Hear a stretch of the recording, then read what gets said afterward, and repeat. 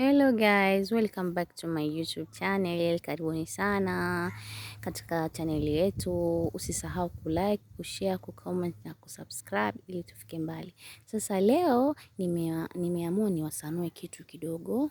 Kama wewe ni mpenda maendeleo na ulipanga kwa mwaka huu ufanye kitu cha maendeleo, basi tafuta kiwanja na milioni 10 cash kwenye mkono wako. Nikwambie kitu. Unajua nini? Mimi si fundi, ila naelewa bajeti za ufundi zikoje na bei za vifaa. Kwa hiyo milioni 10 tu unapata nyumba kama hii. Kama utakuwa unaishi sehemu ambayo unaona makelele, bugza, utakulipa kodi, unaweza ukaingia kwenye nyumba hii hivi hivi. Lakini kama itakuwa kwa sehemu ambayo bado iko vizuri, utamalizia vitu vichache vilivyobakia ambazo ni finishing za kawaida nje na ndani. Unajua nini?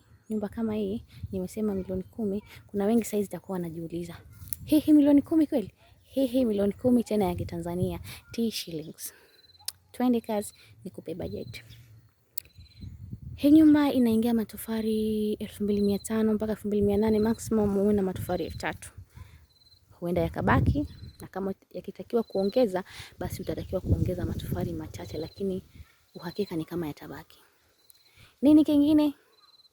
Utatakiwa kuwa na mbao za kupaulia, lakini tuache mbao kwanza. Baada ya matofali, ukishapata matofali unatakiwa mifuko ya simenti kuanzia 50 mpaka 70. Na huenda pia na yenyewe ikabaki, lakini kutokana nyumba haijaisha, ikibaki utakuja kumalizia finishing za nje. Utapata mabati haya ni kuanzia 80 90. Kama ukitaka mabati yako yasikusumbue, basi unaweza kununua 100. Yakibaki utajenga hata jiko la nje, utajenga hata kibanda chochote, ni wewe na plani zako. Kwa hiyo utakusanya matofali 3000, mifuko ya simenti 70, utakusanya bati. Kama unaenda na bajeti 80 90 zinatosha, lakini kama unataka ziada ambayo usisumbuke, unaweza kuchukua 100. Yakibaki hayawezi kutupwa.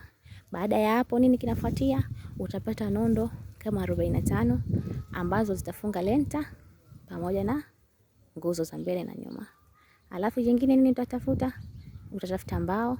Mbao zingine ni za kukodi kwa ajili ya kufungia lenta, kama utanunua ni chache, lakini za kupaulia utanunua, ambazo mbao zote za nyumba nzima haziwezi kufika hata milioni 1. Haziwezi kufika milioni 1, lakini unaweza ukaweka bajeti yako ya milioni 1. Kingine nini? Utapata mawe zako, roli zako za mawe. Lakini sasa utaangalia, ukiwa unajenga, kuwa mwerevu. Usikimbilie kujaza mimawe ndani hali ya kuwa labda kuna kitu cha maana, kwa sababu hivyo ni vitu vya finishing za mwisho. Vitu kama mawe, vitu kama kokoto, unaangalia kokoto zitahitajika, ni lazima, kwa sababu ya kufungia nini? Kufungia mkanda wa juu. Kwa hiyo ukipata roli zako, kama ni roli kubwa unapata 1, kama ni roli ndogo 3 zinatosha. Kokoto, mawe yatatumika, kwa sababu siku hizo watu wengi hawajengi na mawe msingi wa chini, wanatumia yale matofali. Kwa hiyo mawe yako utakuja kujengea choo, chemba za choo. Sasa mpaka hapo tumeelewana au nimewapeleka resi? Tufanye hivi, vitu vya kukusanya. Utakusanya roli za mawe, hizo ni kwa ajili ya kuja kujengea chemba za choo.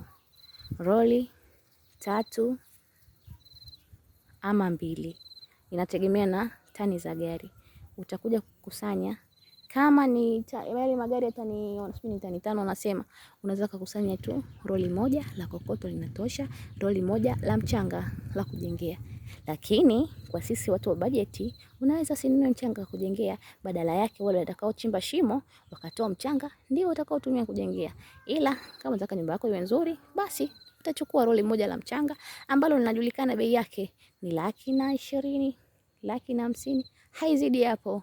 Sasa kama wewe usianze kuniambia umeniambia milioni 10 na unipi bajeti. Hapana, nimekutajia vitu material, kati na kalamu yako na daftari yako uandike, au unataka